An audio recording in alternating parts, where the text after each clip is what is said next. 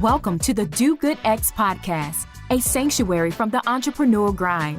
Hosts Kimberly Danielle and Stephen Lewis, advocates for impactful entrepreneurship, guide you on the path where purpose meets business. Join us to slow down, reconnect, and explore the challenges of under-resourced entrepreneurs, uncovering the unique journey of building businesses that make a difference. Now, your hosts.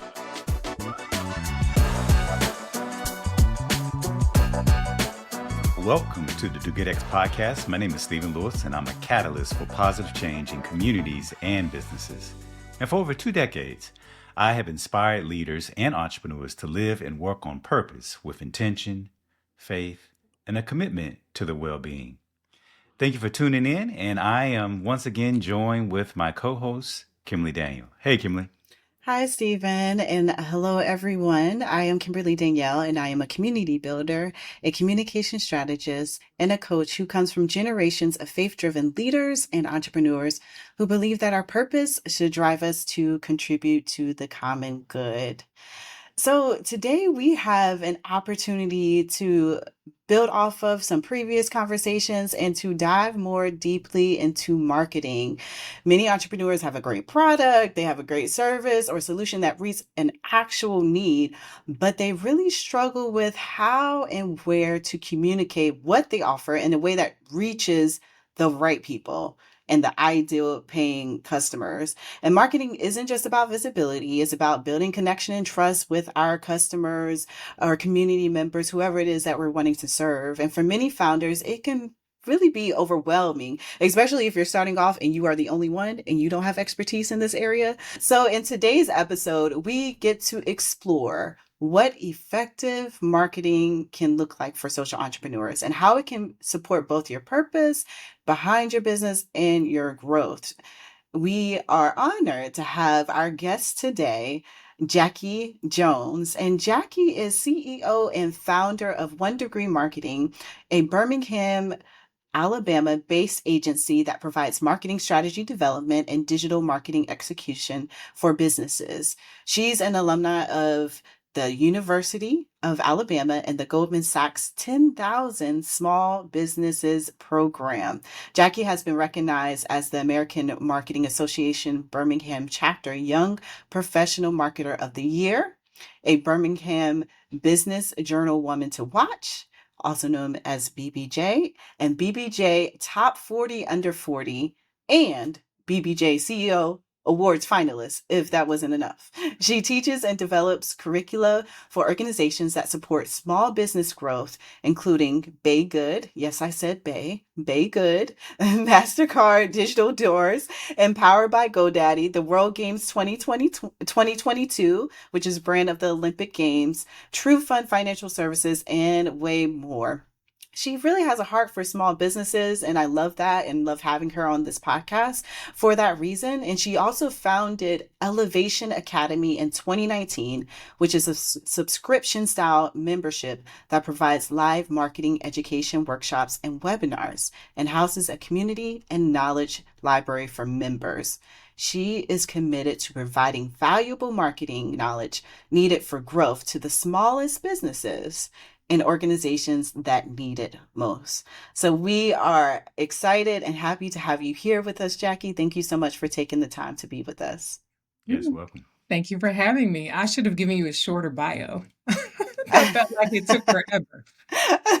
Well, I think the bio also just like is a reflection of the expertise that you bring to the space and the many places that you've been in, and also kind of a full picture of what people get to hear from you, given where you are coming from and these types of awards and things that you've accomplished. So yes, we could have read a shorter bio, but why cut down on the greatness and genius that you bring to the space? Listen, I appreciate everyone knowing I'm qualified for the conversation. I always tell people when I teach things, I'll give you this so that you know I'm qualified, and then we're going to get off that because that's not why we're here. So I appreciate you taking time to read all of it.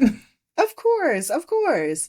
So, given what has been shared, you've built a thriving digital marketing agency. You've served a range of businesses and organizations. What first drew you to marketing and then more specifically to supporting small and mid-sized businesses? So me and marketing go together real bad. And I tell people that all the time because it has been a part of my life in some capacity for as long as I feel like I've been alive. But right before I started my firm, a lot of people, more people know this now, but I was a professional songwriter. So I grew up, yeah, everybody's head went like, so I grew up doing a lot of musical things. So musical theater, all that kind of fun stuff. But when I got to college, my mother was like, do not get a degree in something you have been doing your entire life. And I was like, okay. I see you. That makes sense. She also said she wouldn't pay for it if I did. So I definitely chose something else. So I went with marketing, which honestly at the time was more of another outlet for me to do more storytelling in some capacity. So what happened in transition though was that I get to do the same thing I did as a songwriter, but in a more professional space. I feel like I'm one of the few people in the world who has a very creative side, but a very logical side. Like most creatives can't arrive on time. They can't they can't be deadlines that great because we get caught up in what we're trying to accomplish, what we're trying to communicate, the symbolism of it all. And sometimes that shows up in very not so great ways in professional settings. But I'm also very tedious and data driven. And also, so I happen to have both sides. So as I transitioned from songwriting for more personal reasons, like healthcare coverage and consistent checks and things of that nature, I was able to take the skill set that I got from my marketing degree and experience and say, hey, I can still write the song for people and not have to stand on stage and sing it. So I took that same, let me hear what you want to communicate. Let me hear where you are in life. Let me hear where your goals are. And let's write a song, which now look more like, let's build a strategy. Let's, create the graphics, create the assets for how you're going to stand on stage and sing this song and execute it where you're comfortable, but it translates to the audience in a way that's comfortable for them. So it's the same job. I typically will tell people, but that's kind of how I arrived at doing marketing. Now, that little piece for small businesses was because in the beginning, I was gung-ho about not leaving people behind like myself. Very small solopreneur. I have an idea or a talent or a skill, and I want to make sure that I get it out there to the world. So I was like, I am going to build my business on people like me, and I won't leave us behind. And then I realized people like me have no budgets. So I was like, I can't grow a business and start a payroll with people like me. So I added an audience to my target, which was organizations and companies, nonprofits who support people like me. They have the money. So I begin to market to them to be able to provide the service and support that I wanted to people like me, but on someone else's dime. So they became a target audience for me. But I refuse even now to leave people like myself. And I still say myself because I still don't have the biggest marketing budget in the world, despite doing it for a living. So I speak from a place of understanding, but I still refuse to leave us behind. I still refuse to not explain it in a way that's, understandable for people where they can immediately turn around and apply it. Like that is something I feel very strongly about because big businesses were once small businesses. And if I don't take time to help invest in that, then we see this kind of cyclical nature of businesses and organizations not growing. And I just want to do my part. Fascinating, interesting hearing your journey and how you tie that into coming from the space of music and theater and being a creative. So thank you. And our listeners would want to know, is there any songs that you've written that they would be familiar with? This is the most commonly asked question after I I say that, know. which is why you I know. So we say have it. to ask that question just briefly, if anything. Let me say it this way, and this is the marketer in me. I don't know what the listeners listen to, so I don't know. But That's a good answer. I know. That That is the marketer in me, really, really strong. But I will say there are people that I've worked with who have songs that have charted that they probably know. So the answer is yes. Look how I did Well, that, but I didn't say. Yeah. Well, listeners, you will just have to Google No, please Jackie don't. Well, Jones. and it would be a different name, so it's okay. Okay, okay, Yeah, all right. but there have been probably I'll say this. One of my favorite people to work with was Shantae Moore. And Mm, that's because she's so sweet and so nice. But I've also worked with a lot of your Atlanta-based artists. So your Ludacris's and your nice. Sierras and those kinds of people. Just because they're very close to Birmingham and people thought I lived there for 5 minutes because I was Okay. always there. But there are people, but it's not why we're here. Go on. Well, listeners, we now return to our regularly scheduled program. The next question. Um, a lot of what Do Good X does is work with social entrepreneurs who are intentionally trying to do good in their community. And so I'm curious, what, if anything, is special about marketing for social entrepreneurs versus traditional business marketing or marketing for traditional business entrepreneurs? You know, I love that you said what if anything, because marketing at its core, and I like to remind people, is a science. Hmm. My degree is a science degree, right? Which is weird when you think about business. People don't typically think about it being a science, but it is. It's a science of understanding people and behavior and things of that nature. So I always tell people it's a very creepy industry to be in. So at its core, everyone's marketing looks the same. The best practices are the same. I think what social entrepreneurs get a chance to do that they can lean into, that a lot of people struggle to lean into in other spaces, is that your story and the connection that you have with your audience is such a centerpiece. In other spaces, we have to incorporate and make it a piece and try to toe the line of, do you believe what I believe? Are you like me? Do you want to invest in the things, like, do you value the things that I do? But when you are focused on impact and community and all of that, you can lead with that. And that makes it a whole lot easier for you to story tell in a way that doesn't make people feel like, well, why are you telling me this? That's very different and very unique and very powerful. The rest of us, outside of that world, and I say us, but I guess in some way I'm definitely a social entrepreneur, but the rest of the world, just they struggle, right, to say, because it's still important. Again, it's about the same across the board, but they struggle to say, why would I mention this? What if they don't like it? What if we don't connect in this space? But when you lead with, I'm doing this for this reason, you never have to ask that question. You know that the audience that you've attracted believe what you believe, at least in that respect, right? So let me put that little disclaimer out there. Don't go too far. Stay where you connected. Don't make any assumptions. But you can lean in a whole lot more, which actually makes the marketing a little easier. If anybody believes that. If anybody believes marketing is easy, period. But it makes it a little bit easier when you can lead with that with confidence and not feel like you're having to question it every step of the way. But across the board, marketing is marketing. And it's a beautiful thing because that means everyone can learn the same things and apply them as they see fit. But I love that you can lean into that personal connection from the beginning and not worry about it. Mm. So you said marketing is marketing, and this kind of goes back to kind of a foundation. Many entrepreneurs, many people in general, equate marketing to social media. But Yeah. that's only part of the picture, and it can be a small part of the picture. How do you define marketing, and what approach do you encourage founders, especially, to take when approaching or when doing marketing for their businesses? Oh, yeah. When you, it's the deep breath that I have to take. Every time I teach a class, and I do this particular class regularly right now in this particular part of the year, and I always ask the question, when someone says the phrase, I do marketing, air quotes, right? I do marketing, which I know every entrepreneur has heard someone say to them. I always ask the group, what does that mean to you? Like, what does I do marketing mean to you? And what people quickly realize is marketing is such a large space. And when you hear marketing, someone could be referring to everything from a flyer in a t-shirt to a Google ad to a billboard, to a global campaign. You just do not know what quote marketing is, right?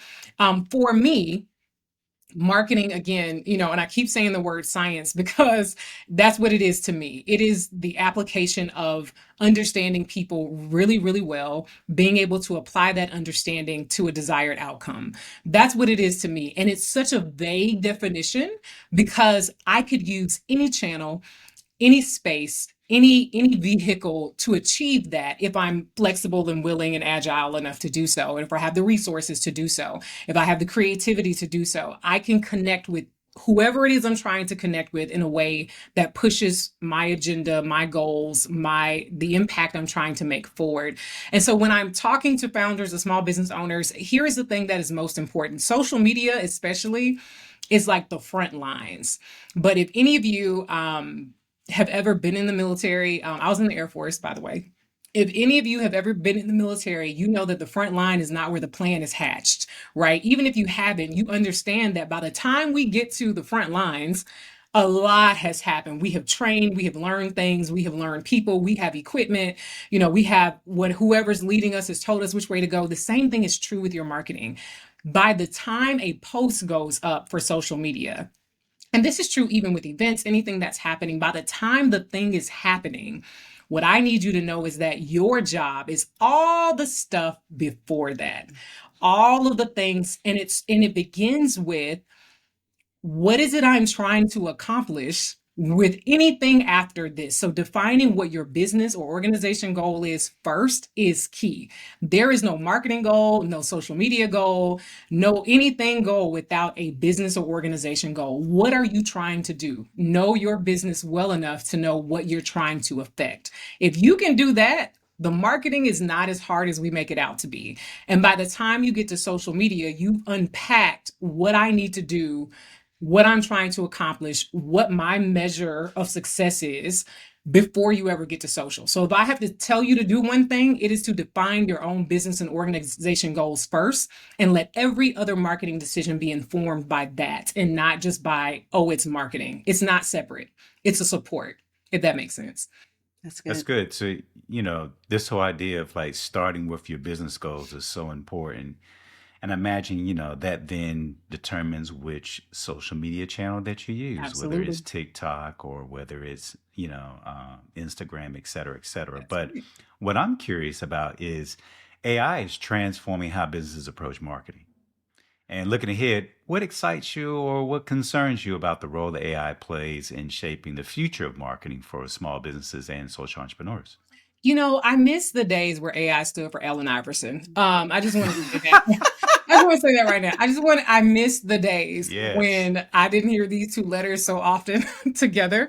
Mm. So that's one thing that's on my nerves real bad. But I recognize that it's a part, I feel like that tells my age. I feel very old saying that.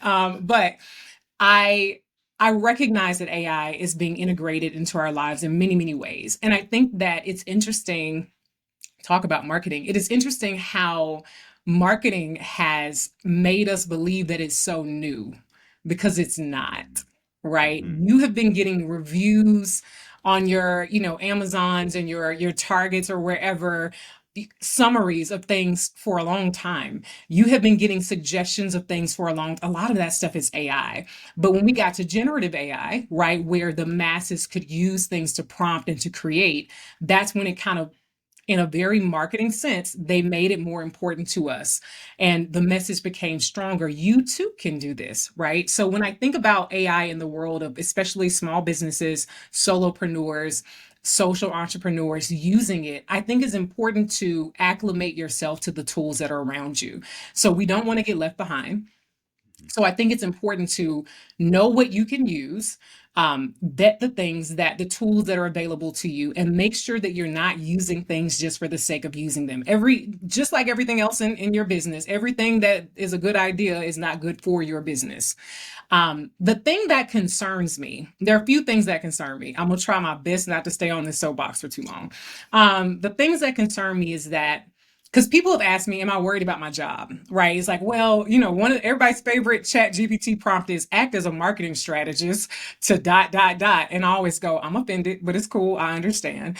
But I'm never concerned about my job. I'm never concerned about the work that I do because what I know is that AI will generate for you whatever it generates if you don't give it enough information. It's just like accounting. It's just like everything else. My accountant always tells me personally, for a reason, trash in is trash out.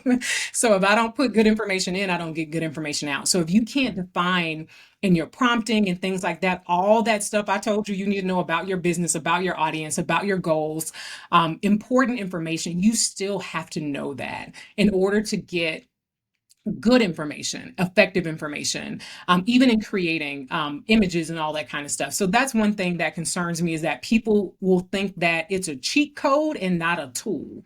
It is not a cheat code. Now, granted, it's a bit of a cheat code because it'll do it quicker than I will, and that's a fact. I use AI a lot. We use AI a lot as a team, but we also know what to put in order to get effective information out. So my concern is that people will jump over, I still got to know my business. I've still got to know all of these other things. The other concern I have is an environmental impact. AI utilizes a lot of water, and I don't think people realize that, all of these data centers and cooling stations and all of this stuff is utilizing a very important resource of ours. I remember reading some time ago, because I'm from the South. We're very polite people. And so I call my chat GPT Charles, because that's how often I talk to it, that it needed a name. So I call it Charles. And I remember I would say thank you after I got the information back. Thanks, this is great. I appreciate it. I'll be back later. Like, almost like it's a person. I read an article that reminded me that every prompt uses more water. And I was like, so it's like all of that. That's why you start getting the thumbs up, thumbs down reactions, because they're trying to decrease how often you respond unnecessarily. And so my biggest concern is that we all adopt this technology and begin to use it and integrate it into our everyday lives, not realizing for a lot of us how much of an environmental impact it's going to have on us, especially in more rural communities. And I'm in Alabama. We just got a little argument down the street about putting a data center. And that is my biggest concern, is that we will not be efficient with our use of it. And it'll be until it's some crazy, movie scene where everybody goes thirsty or something before we realize, hey, maybe we should slow down. And I think that's harder to pull back. So efficiency, or being able to go into it still knowing the things you have to know in life, and not thinking that you can skip that part, because you can. And then also just efficiency for the sake of our environment. Those are the two things that concern me most. One question that I have is, what's one of the biggest mistakes that you see businesses making in their marketing, and how do you recommend that they address it? One of the big, I keep laughing, y'all, because there's so many. It's a long list. Because what I know is that, when you are a small business, every dollar counts. And I tell people all the time, you're going to spend one of two things. You're either going to spend time, or you're going to spend money. One of them you can re-up on, the other one you cannot. So early in your business journey, you have more time than money. And one of the mistakes I see people make is a little bit of the shortcutting, but they do that with their resources. They waste their money in an effort to shortcut, because they feel like, hey, I got to do as much as I can, and they end up not doing anything well. So the biggest mistake then at its core is that people are impatient with their marketing.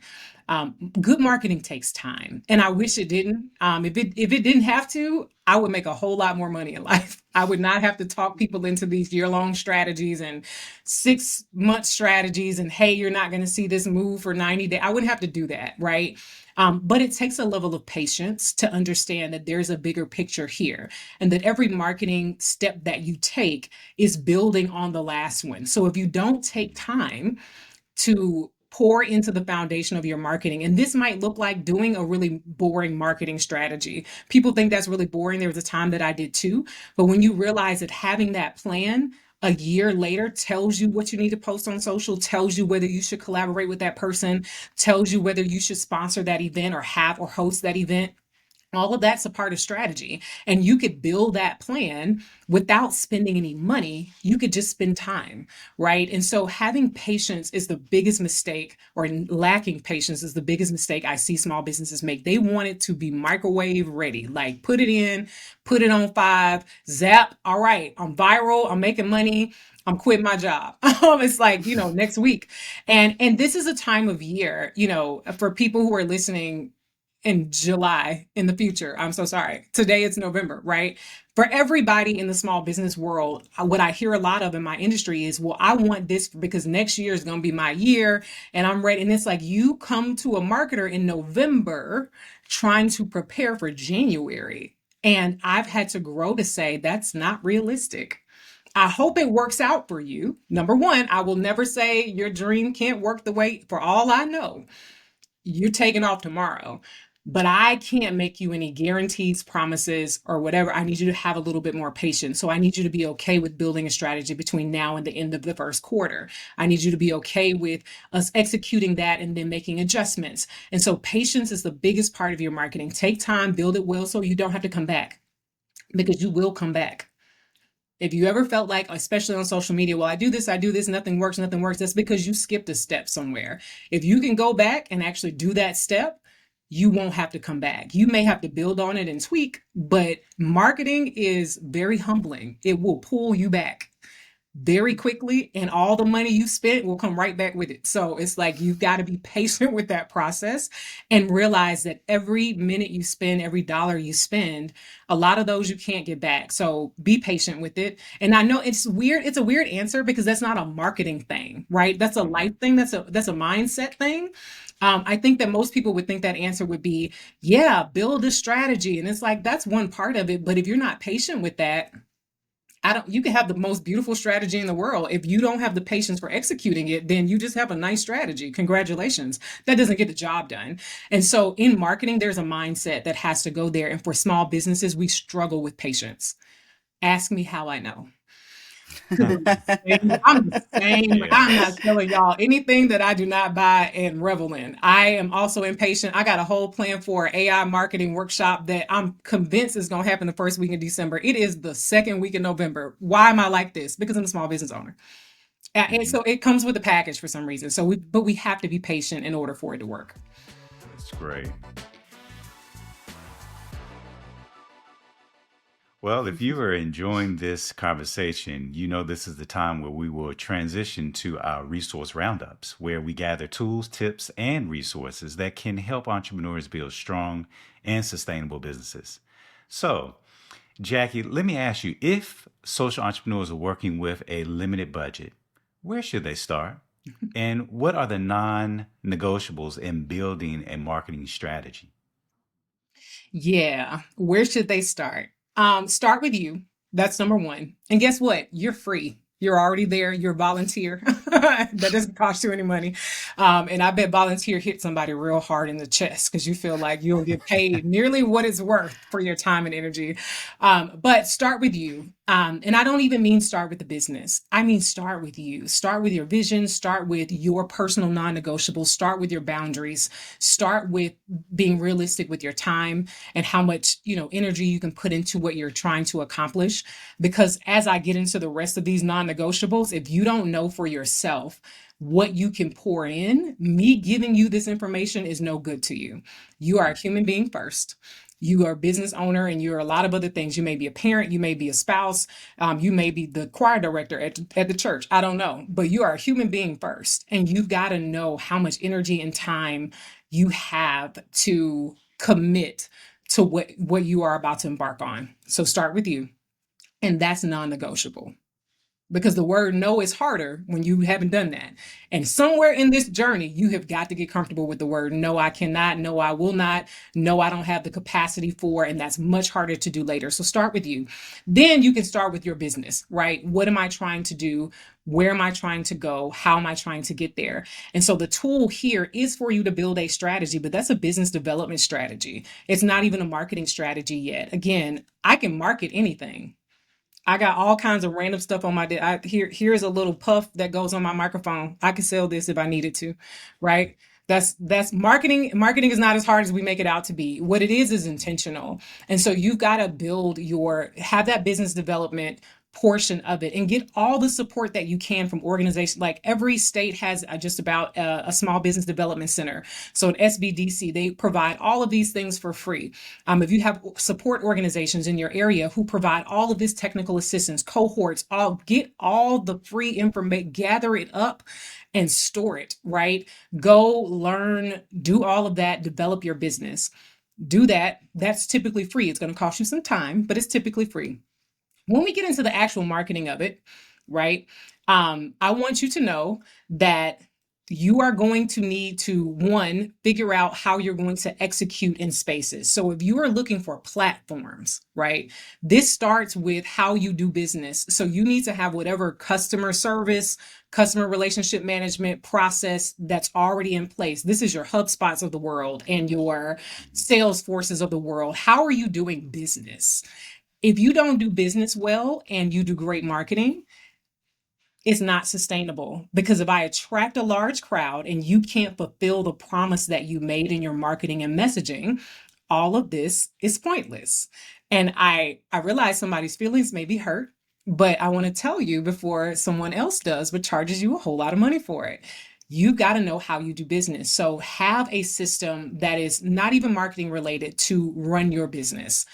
Again, that could be a hub. We use HubSpot. I use HubSpot, but you have your Salesforces, your all kinds of other stuff, right? Nobody's paying me. So I don't know, lists of people like that. Google, things like that. That'll work. Then on the marketing side, we begin to determine what works best for you. So if you are doing email and you need your MailChimps and your figure out the channels you're going to use and use every free trial available to you. Here is my disclaimer. Do not use a free trial until you are ready to use it. What do I mean by that? There is an actual revenue strategy around getting people to sign up for free 30 days and then forgetting that they did it and then it running for a couple months. Businesses actually define that in their revenue strategy. They know you're going to forget. They know you're not ready to use it.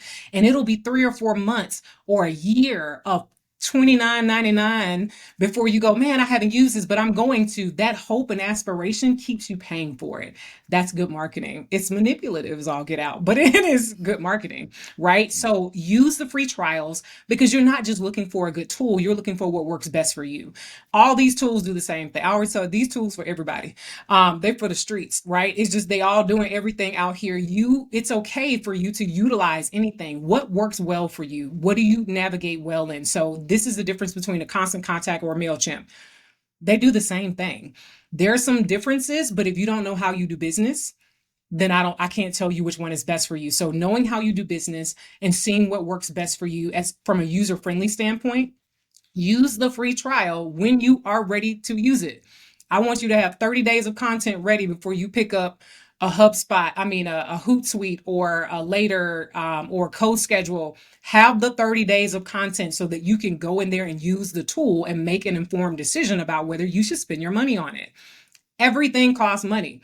If you're like, I'm not consistent enough, use the free tools. Facebook, LinkedIn, Instagram, or Meta, all of them you can schedule for free. If you're not ready to do so this is about knowing yourself, knowing what your capacity is, your time is. How far ahead can you get? Is it worth it to spend the money on this platform? Knowing yourself, knowing how you do business, and finding the tools that support that. That feels like a very long answer to not give y'all a list of platforms, but I hope it makes sense. No, that's Yes. very good. Very helpful. That definitely makes sense.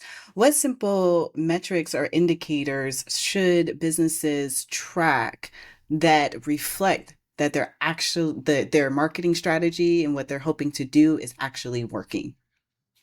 Hey, listeners, raise your hand if you're tired of hearing me say, this is not a direct answer, but so the metric that you track, and this is a marketing lesson, how you define success is up to what you're trying to achieve, right? So I'm going to answer this in an example, but the answer is very general, because what you should track and what those metrics are truly based on what your goal is. So you could have any goal, and so there's no real answer for that right now, but let me give you an example. If my goal is brand awareness, and for a lot of service providers like myself, that's all we really can do. It's unlikely that someone is going to go on my company's Instagram page and decide, oh, I want to be with them for a year, and I'm going to sign up for a retainer, thing. Unlikely. So What I do need to do, however, is to make sure that if my goal is brand awareness, that the metrics in those channels, such as impressions or engagement, where more people are seeing the content, more people are clicking on things. So those types of metrics may speak to my goal. Now, whether those things indicate to me that the brand awareness is growing, if that's the goal, that may be true, but my revenue may not be moving. And so the question becomes, is there a goal for a particular platform? And how do I think that informs a goal in another place? What has to happen for me to see the engagement grow for brand awareness, and then see that it now is going to move? What's the pipeline? So great, they're on Instagram or LinkedIn. That's wonderful. What did I ask them to click on to get them a little closer to me? Are they joining an email list? So now it's how many people, how many subscribers do I have? Is that an indication of the goal being achieved, right? Because then if the goal is revenue, so I have multiple goals: brand awareness growth, revenue growth, or lead growth, or whatever. So the question becomes, what channel represents that goal, or if there are multiple, and what metric within that alludes to the fact that this is going well? Does that make sense? Oh, yes, that definitely makes sense. That Great. definitely makes sense. Hopefully, you all who are tuning in, you can take what Jackie just said and apply it specifically to your business, because, Yeah, yeah, it's not a one size fits all it's answer to not. that. And I, And and I will say this, I want to encourage everyone that's listening, because I realize I talk about this stuff like it's so easy. I know it's not, y'all. I promise I know that. But I want you to know that if you don't know, Google does. So if you make a decision, again, this is why you have to start with what you do know, which is your goal in your business. So if you know what your goal is, and this goes back to the AI conversation, if you need a little support in this, or you can go to Google, or you can go to ChatGPT or Gemini or whatever you like to use, and say, here are my business goals. What channels should I use to accomplish it? So here are my goals. Here's my target audience. This is where you got to feed it good information. And if you say, this is what I'm trying to accomplish, can you tell me what channels are typically best for this? And then what metrics should I try? You can ask that question, because it is different for different things. Now, a little tidbit here, especially for you AI, generative AI users, asking your chat GPT or Gemini, what questions do you have for me in order for you to give me the best answer here? Is there anything else you need to know from me in order to give me a more informed answer? And let it ask you questions. That sometimes when you don't know what you don't know to put it in. So maybe what you put in is, what else do you need to know from me in order to make this work? So aside from my business goals and my target audience or whatever, what else do you need to know in order to tell me what I need to track? How often do I need to check it? How soon should I make changes? All of those are questions you can ask in a thread conversation with AI. Now, would I prefer you did that with your local marketer? Absolutely, I would. But for budget purposes, why don't you do that? And then maybe once a quarter, go to a marketer like myself or anyone else and say, can you check my homework and make sure that this is not being biased, that this is not giving me random crazy information, that this is doable, that I can adjust this in a way that's more realistic. Like, you can do that once a quarter. It doesn't have to be, retainer or whatever. Work with what you got. so, one last question here around resources, and some of them you've already mentioned, but curious to hear if you have any more to add. 1 to 3, maybe low cost or free tools that you could recommend to small businesses who are trying to build or strengthen their marketing efforts. Absolutely. And this time I promise to be very direct, y'all, because I know I have been like, ooh, and just whatever works for your world. I have no answers for you. So I will be very direct this time. For most people, because social media is such a huge part of what they do, and that is the lowest hanging fruit, the barrier to entry is so, so low. So I will say, and it's funny because I'm still not going to give you a direct answer. I will say picking a social media scheduling tool is important. So, let me make my disclaimer. I do this for a living. So everything I'm about to say costs me money because I do this for a living. And I always say that because people are like, oh, I'm going to use what you use. There are 16 people's social media accounts in our systems. So again, we do this for a living. However, when I started this business, it was just me doing other people's stuff. So we currently use an app called Later. Later will schedule Instagram, Facebook, LinkedIn, TikTok. And I originally went there because it would let you see the Instagram grid back when people cared what it looked like. That's not really the case as much now. But that's why I started to use it. But they really evolved how you're able to use that platform and are very good about having education around good marketing things. So their blog is really good. Hootsuite is like that as well. Their blog is really, I pull on Hootsuite's blog on a regular basis, just kind of tidbit there. So if you're ever looking for information, Hootsuite's blog is top tier. They're also a great platform. But later for social media scheduling, we also use CoSchedule. If you have a website that has a back end with WordPress, you can schedule your post to go up. You can update information. There's all kinds of things in CoSchedule. We use later more than we use CoSchedule. That's on the social media side. For you, those of you who are heavy on the customer service, customer relationship management, HubSpot is a great tool. It also has some marketing things in it. There is marketing, there's email marketing in there. There's social media scheduling in there. And however much you use is how much you pay. So, but it's very robust and a place to do one thing. And if I had to encourage you to use a particular tool, it might be that one because it forces you to do the business side too and not skip it. Because it's like, hey, you can put your deals in there, you can put customer information in there, you can build your email list in there. It's just a one-stop shop. Now I'm going to go all the way to the other end to Canva. And I bet y'all are like, ooh, that was a jump. Okay. So Canva, who, if they had been around when I learned all the Adobe software, I would not know all the Adobe software, have done a great job of evolving, kind of meeting the moment over the last couple of years. So not only can you do great graphic design in there if you're not a graphic designer. Now, let me say this. I strongly encourage you to use your local or a small business that is a creative entrepreneur who provides graphic design, photo services, video services. These people are also business owners. So please, when budget allows, use the people who have started a business for these services. In the meantime, work with what you have. So if you're going to use a Canva where you're able to use great graphic design templates, things of that nature, you also can schedule your social media through there. You also can do print services through there. You also can do collaborative things through there. So Canva is great. It's also great for AI.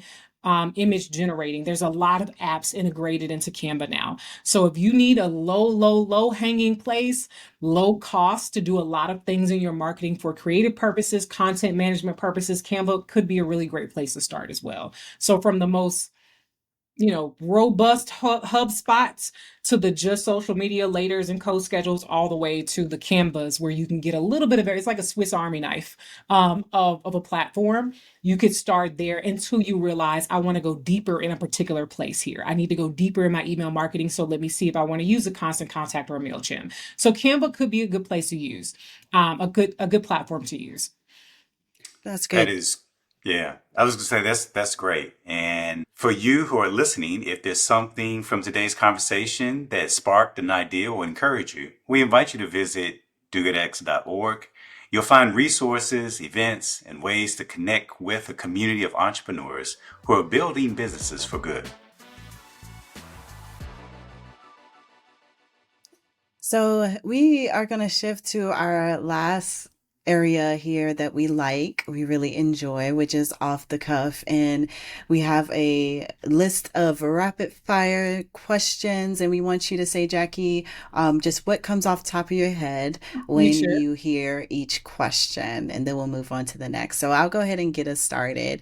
What has been the greatest lesson you've learned on your entrepreneurial journey so far? Y'all didn't prepare me for these questions. I feel attacked. That's why they call rapid fire off the top of your head. You said top of my head, and I was like, "Are you sure about that?" Look, quickly and succinctly. Okay. Ask it again. What has been the greatest lesson so far on your entrepreneurial journey? The greatest lesson so far has been, I have two, I'll say them quickly. One is that I can't do everything. I'm one person, I'm one human, and I desire more than what's happening in my business and life. That's been one of the greater lessons. And the other one is very closely related, which is I have to fire myself sometimes in order to hire myself for the betterment of my business. And what I mean by that is I had to fire myself. Everything we do in this business is built on my own skill set. Social media marketing, email marketing, website, I can do all of that myself. But at some point I had to fire myself as a social media marketer, and I had to fire myself as a web developer because I needed a CEO. I needed a person whose job was focused on. So at some point, I had to fire myself and say, that's not your job if I wanted to grow. That was probably the biggest. What is one go-to practice or ritual to slow down, to center, and to connect with yourself? I wish I knew the answer to that. I'll tell you what I attempt. Um, One go-to practice.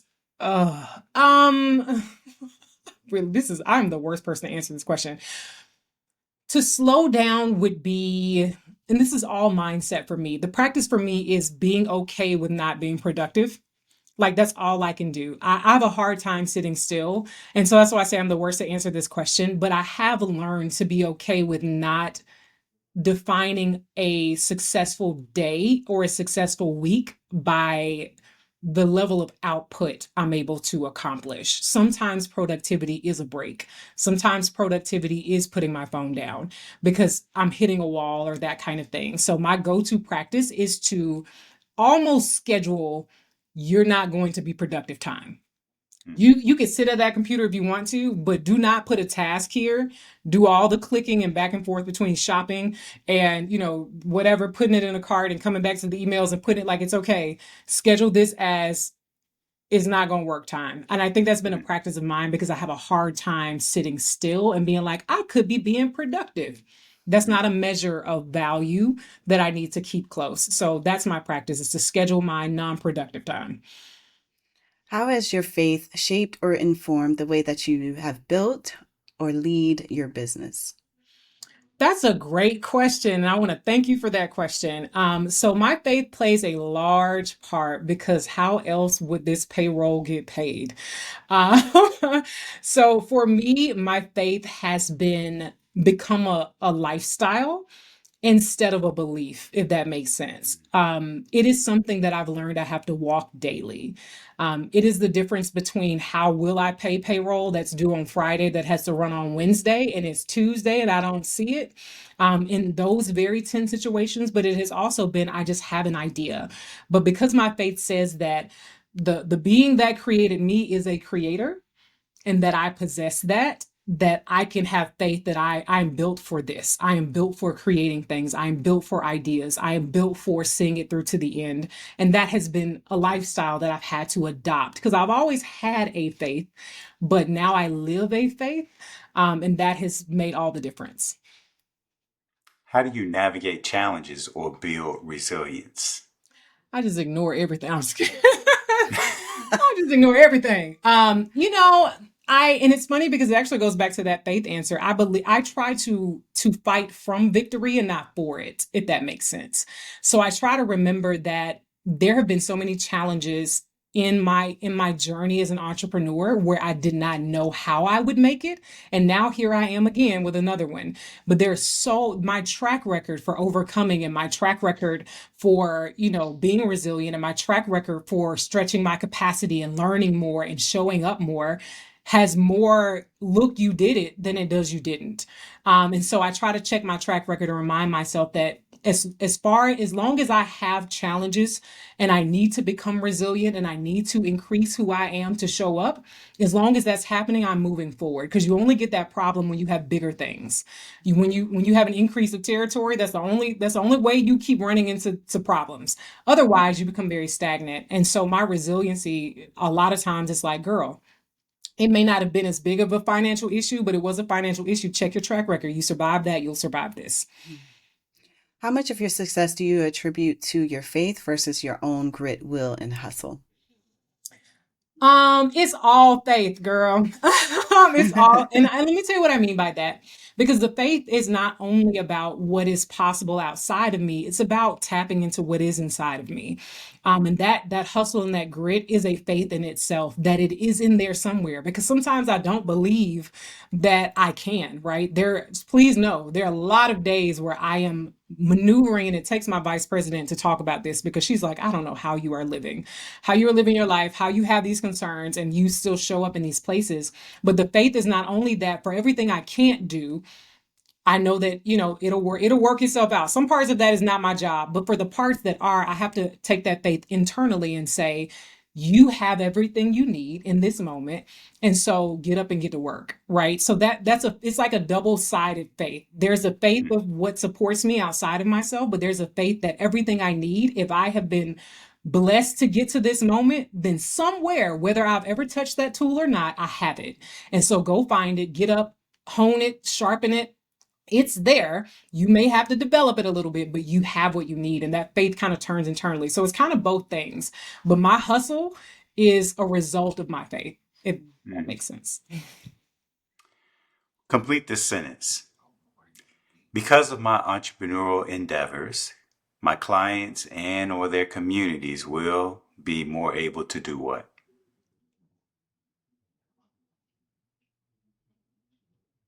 Heal.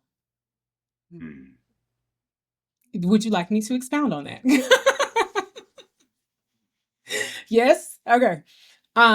Yeah, you would think that in what I do, healing is not a part of marketing.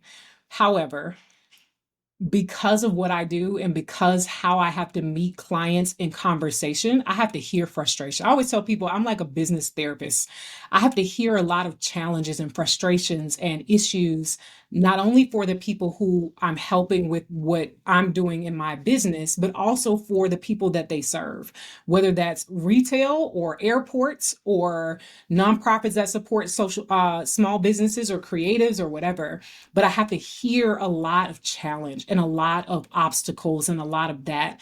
And what I hope is that the work that I do and the people that I encounter and the conversations that I have help people heal the things that keep them from finding solutions, that help them heal the things that keep their minds from going to creative spaces and saying, I can solve this, but I may not be able to do it the way that I thought I could.